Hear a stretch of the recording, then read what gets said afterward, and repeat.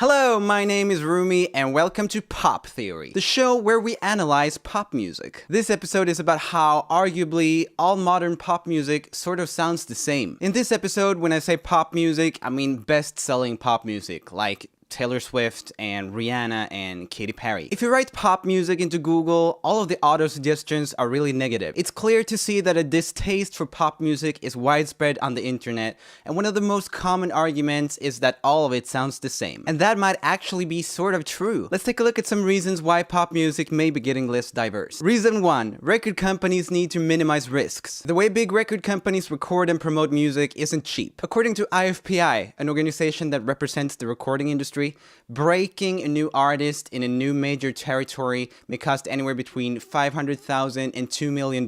Like any company, a record company needs to minimize the risks with such an investment. Given the crisis that the music industry is in, with declining sales, etc., they need to make sure that everything they promote will sell. This translates to low-risk music. That is, the kind of music that's already in the charts. And how do you write these low-risk songs? Well, you hire low-risk songwriters. This leads us to reason 2. The same pretty small group of songwriters work with most of the big artists. If you're going to invest millions of dollars in promotion, you can't risk having the artists write the songs by themselves. Rather, you want people who have proven time and time again that they can write hits. As mentioned earlier, the songwriters that write most of the singles for the big names are a pretty small group of people. For example, this is one of my idols, the Swedish songwriter Max Martin. He's written or co-written 21 Billboard #1 songs as of March 2016, including The Weeknd's Can't Feel My Face, Taylor Swift's Shake It Off, and Katy Perry's Roar. He has had a total of 54 songs in the Billboard Top 10,